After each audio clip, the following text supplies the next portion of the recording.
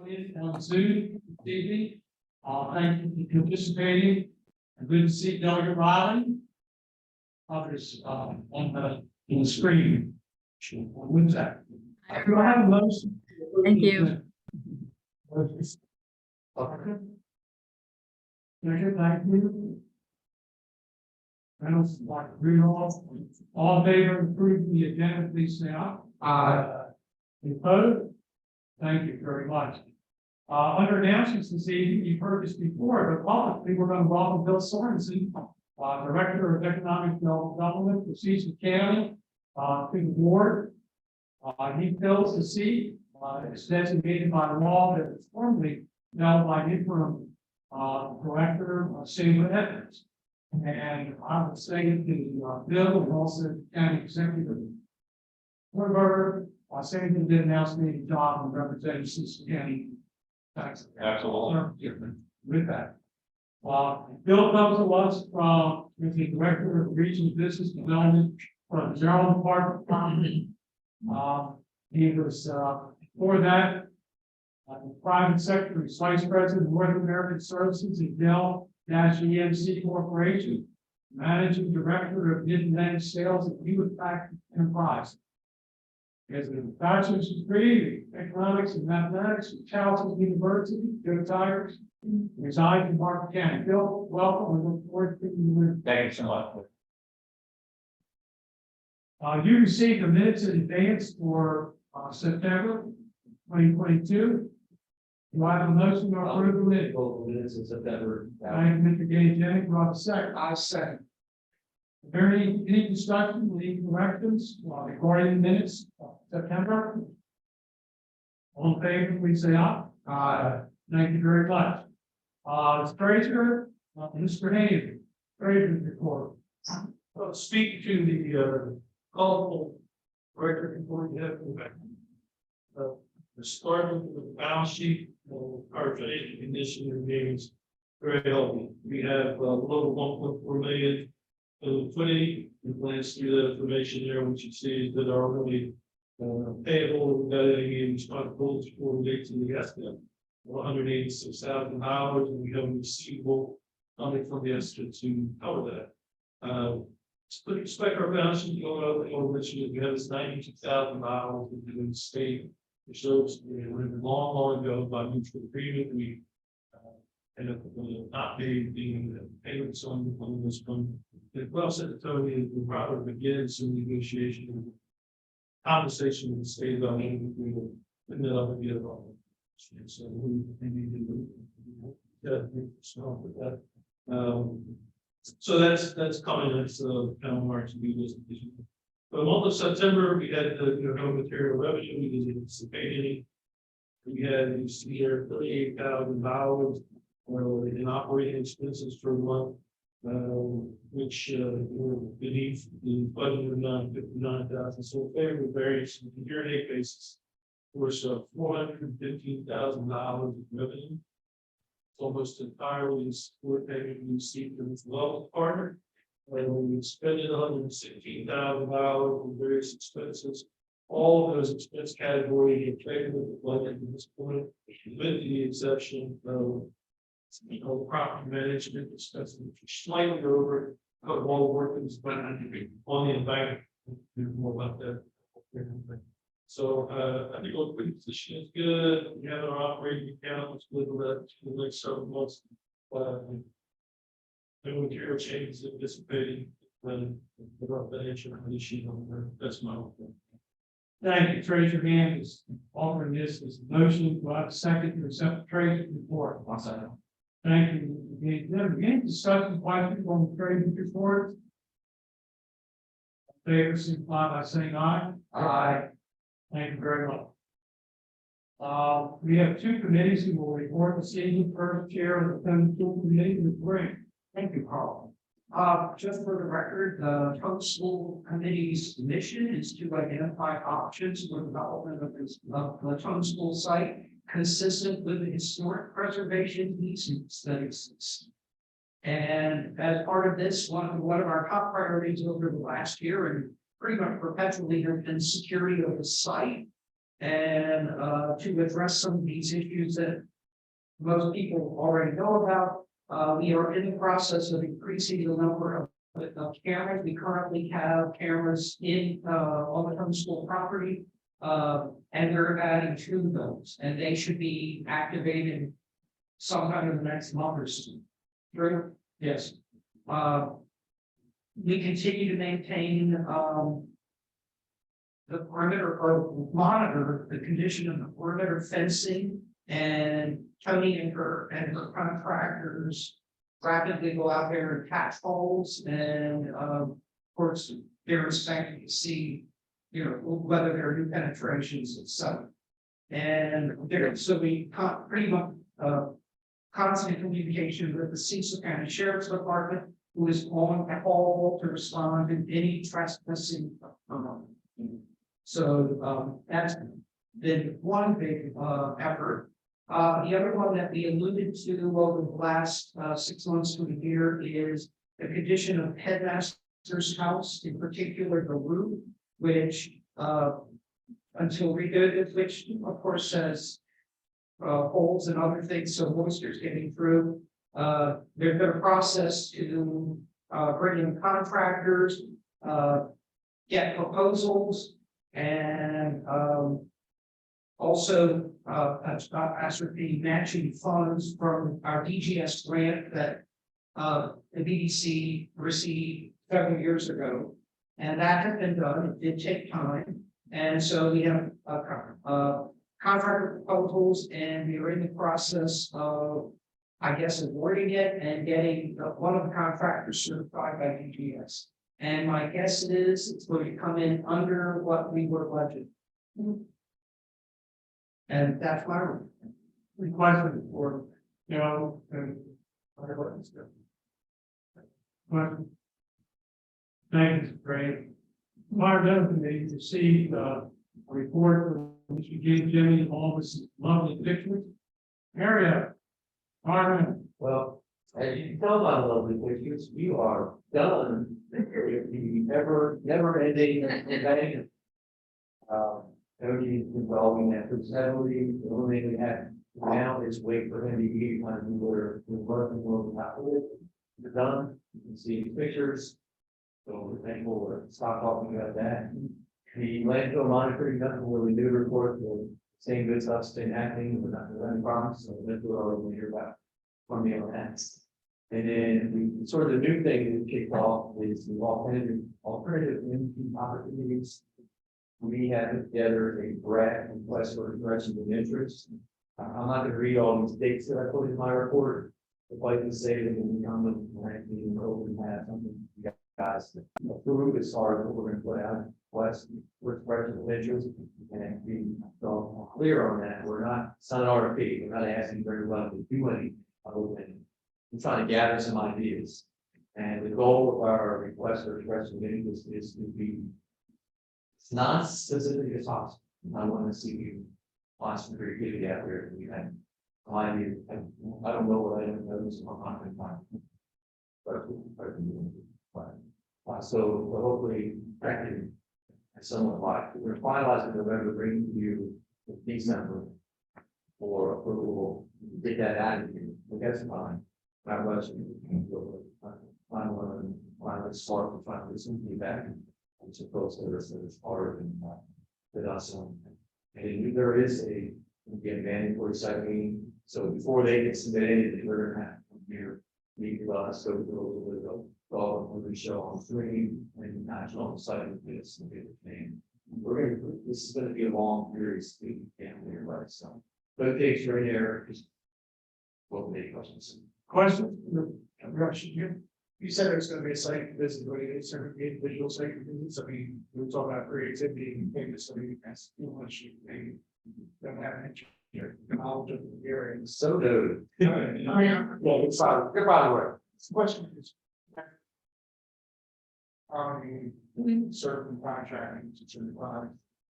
and do it now is what we can. Right. Yeah, I think we could, either offer several scheduled site visits. The only problem in offering it to personal days and times is it kind of gets crazy and in terms of scheduling aspect, and then you often have folks that ship those. So one thing we are gonna do, which maybe not thought about is. We're gonna try to be, the website be close to talking, so it'll have aerial photos on it, it'll have project plans that are out there. They'll be bigger, look at them here, it should help with some of that. But I think we could probably offer 2 to 3 site visits, different dates and times, so that we. But never mind. You're right, one visit, you know. Right, yeah, good point. Thank you very much. Any other comments? Appreciate the work. Congrats on the railroad back. That was great. Good. Never, it's One one. white. Big brother. Big brother. DXI did the work and GTA oversaw it as our engineers. I think they did a great job. I would welcome the board members if they'd like to go on hike, contact Danielle and Dan and go orchestrate a hike through the woods lines location. Okay. You know, I'm except for apology, you know, the one thing on the announcements that during this year, we employed a new individual, identification, to be conceived. I want to take a moment to publicly thank Jennifer for her effort. She has done a great job of learning BBC business and the psychology of the board members when, as she's dealt with matters. I think she and Tony made a great team. So Jennifer, I want to publicly say thank you. Thank you.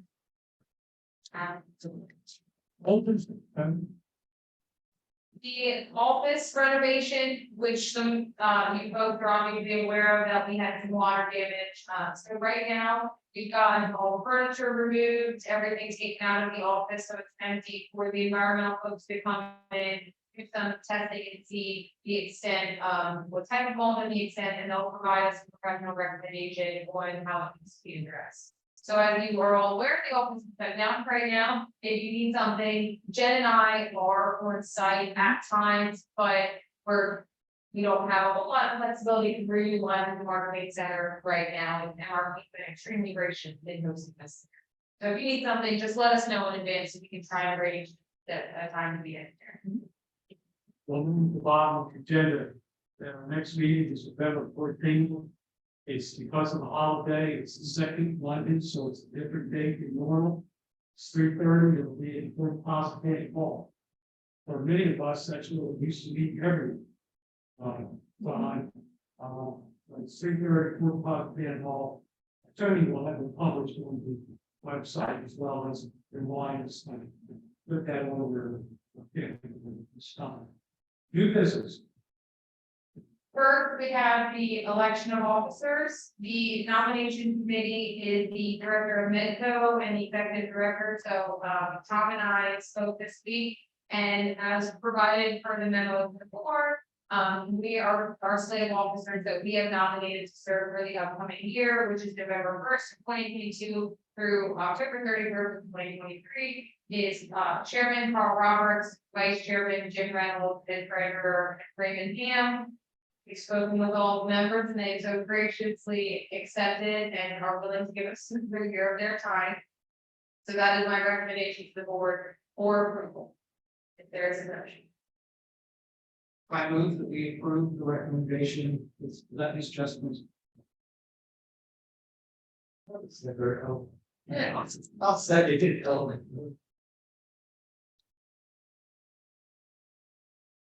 All right, so I will call for a vote. Bill. Mario. Dave. Right. Jim.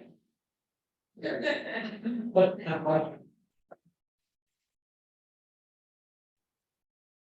Dick. Carl. Matt. And Tom. So all Greg Martin's not here anymore.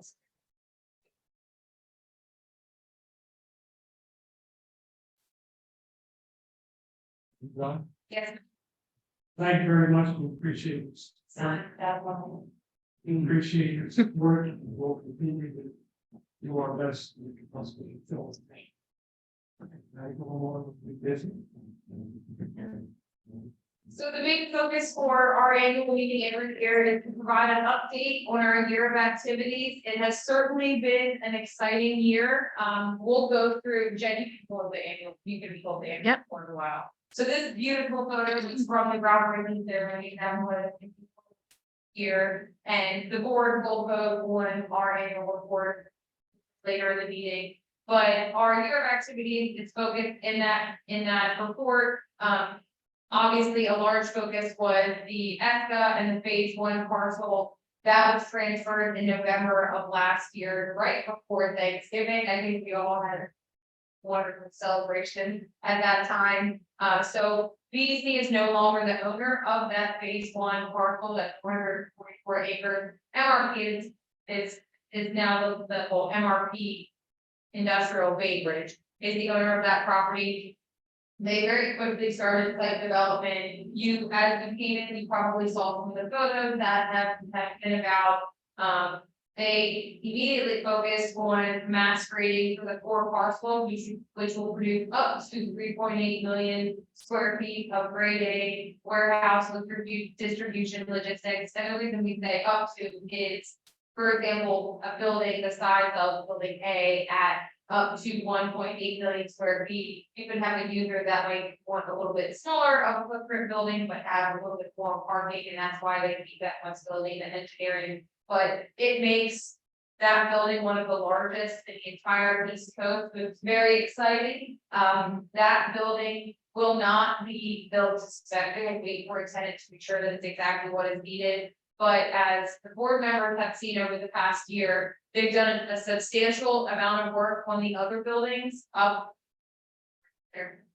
Building B and building C are projected to be finished in spring of this year. But the focus this fiscal year has been on mass grading and making sure that any extra removal activities were addressed before they were getting into final development. We did execute a final extension of the ESCA. We were significantly under budget, which I think is very exciting for federal contracting, which allowed us, rather than deobligating that funding through an expiration and reallocating through another ESCA, we decided between MDE and ABNBC extend that, utilize that funding for the area outside of just phase 1, and that way we save everyone a little bit of time and effort.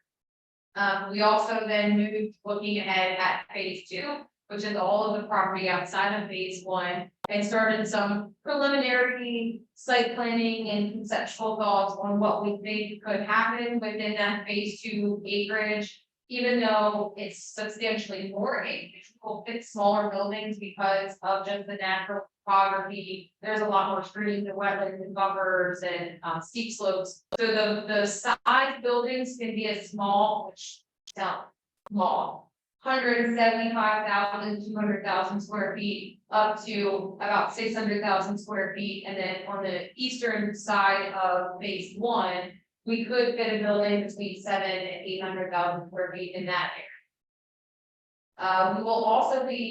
We also had to duplicate some of the activity-based sampling activities in phase 2 because there was a significantly wet year. So some of those dry activities didn't actually pass the threshold for what would be considered dry and MDE standards. And they've gone back and they did some of those over the summer, but all of that data has been finalized and they're working on those final reports. There was nothing substantial uncovered, which is exactly what everyone expected, but it's still great to have that green light and be able to move forward with the phase 2 property. Obviously, in terms of development activity, you see that there's been a substantial amount of work. MRP has been heavily marketing the property. There's a number of tenants that have expressed interest, specifically in building B and building C. Those two will be built to spec. If you have been on site, or there's a number of folks that do updated drone footage in the area, you can see that those are the buildings that have had the concrete work that was started about a month or so ago. looking ahead at phase two, we're still working with our master developer, MRP is our developer for phase one, but we're working with MTPM, with one land planning for phase two, and we've been working with GW Stevens and Bowler Engineering on the site planning, also then looking at road access, site access, infrastructure. Speaking of infrastructure, there was a lot of public infrastructure work done over this past year. Not to be discredited, but very exciting that the wastewater treatment plant, the ribbon cutting for that. The installation of the sewer line that connects Bainbridge to that treatment plant was completed. It was a quick process. Thank you to the town for their willingness to work on road closures. The development team also worked with Artesian to install the water line extension up 222. Both of those will ultimately be for public benefit. They'll not be owned by the private developer. So Artesian will be able to service the residents of the community. And then we've already had residents reach out about connecting to public sewer with a lines are in place. From there, they'll continue the installation of the lateral connections to the property, but those, the extensive work for bringing the property online will be implemented this year. They've also been mass grading the road system, which will be deeded over to the town for deposit once completed. So Commodore Boulevard is the main road that was the Bainbridge Boulevard, and then a spine road which services the other buildings. And as of right now, we will end in cul-de-sac by building C, but with future development in that area over there, that could be engineered to be reopened for another point of site access. Any questions? So school is always obviously a big focus for the VDC. Having MRP on board as the phase one developer has been able to free up some of our time and resource, be able to focus on the school. We've been heavily involved with MHT and Director Elizabeth Hughes since early 2020 on re-engaging and looking at the easement. As you are all aware, the easement as it was written was very stringent, but we worked very closely together on determining a way that we can modify that easement and not lose the historical integrity, but allow for a more feasible development. So over the past year, we continued focusing under that.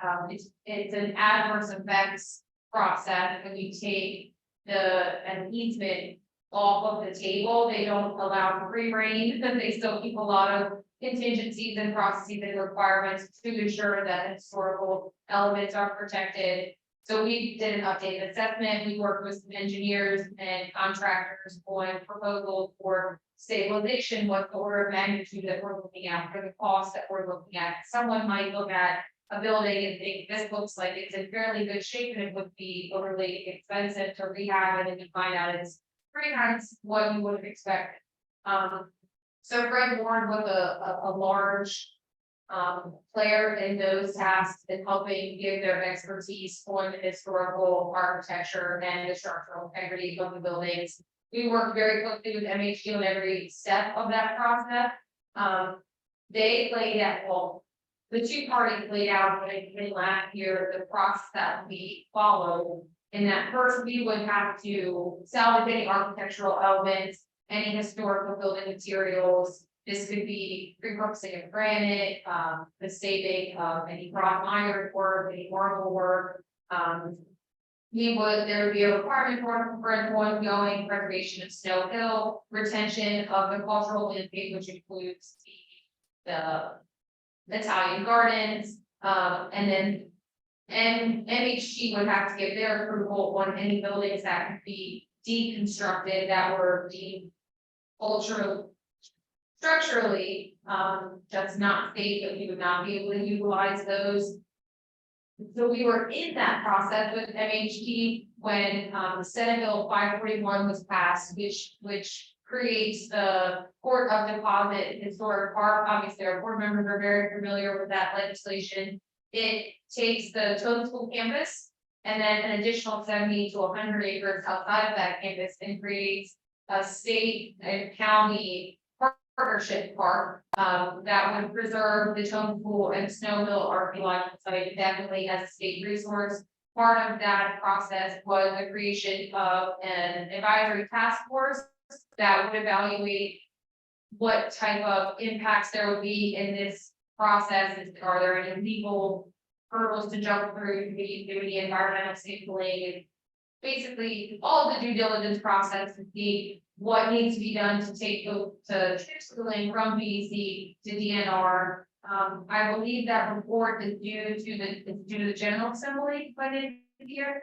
To the General Assembly by the end of the year, and then the property act legislation is written, would need to be transferred to DNR by June of 2023. So BDC's been involved in the advisory process. I think there's been some wonderful meetings and very good conversation and brainstorming on what's the best way to approach this new park. So we'll probably have the report sometime by the end of 2022. Environmental, as Mario reported, we finally crossed off the railroad embankment from our to-do list.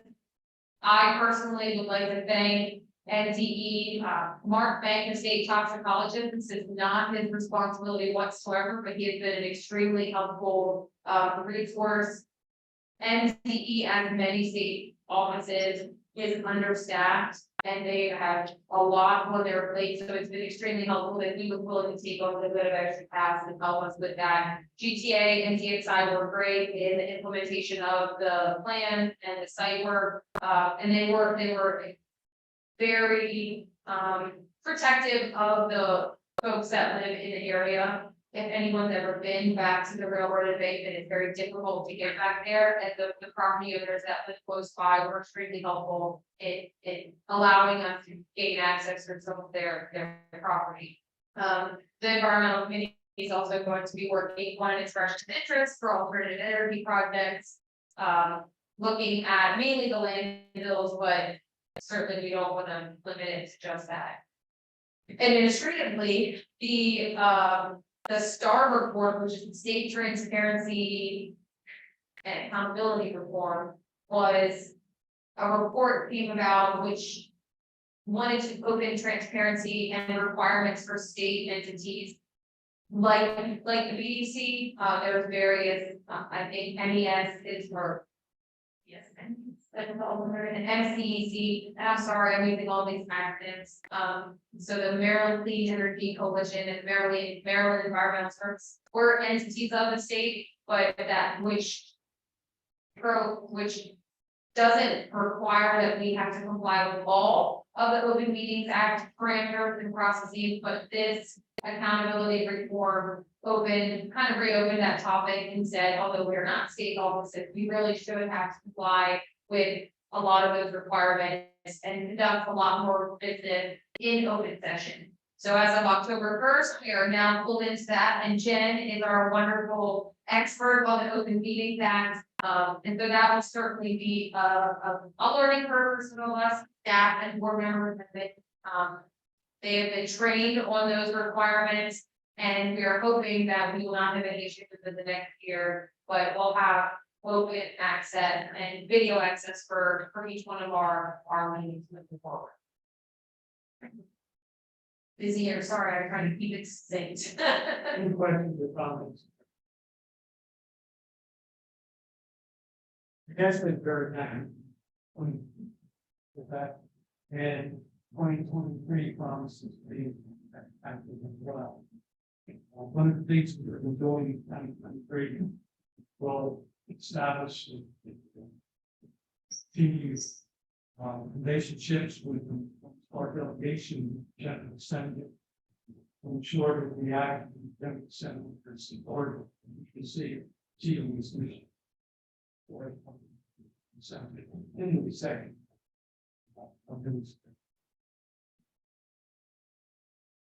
Now we're at the time to public comment. Anybody who can walk it, speak. Regarding In nonsense.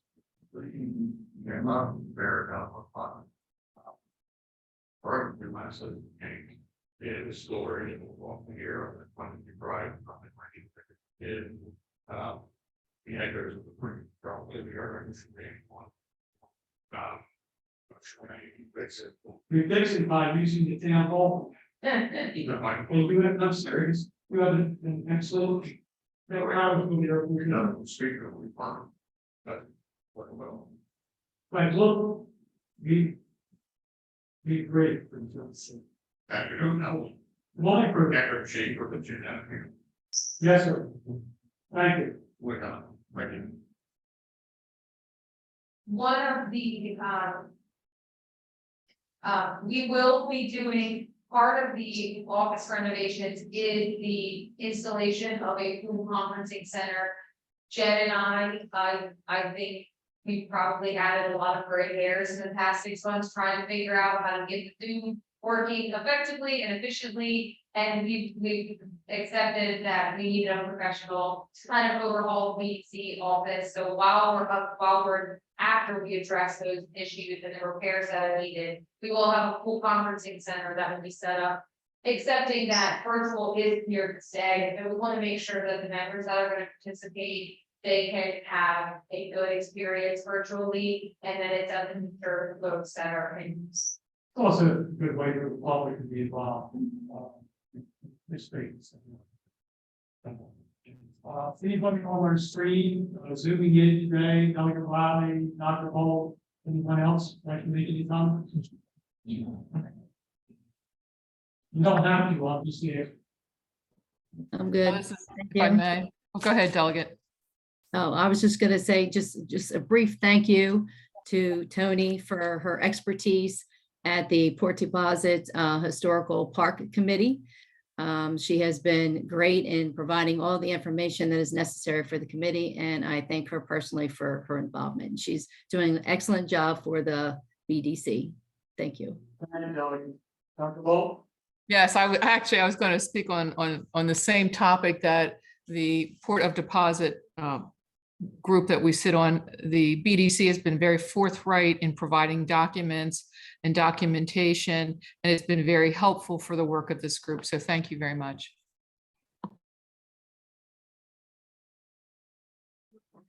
No other public comment. Thank you, Dr. Holt. I want to end today's meeting before we go into adjournment.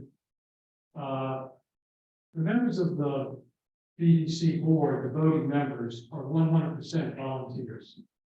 They receive no remuneration, they receive no expense reimbursements. It is the true definition of volunteer work.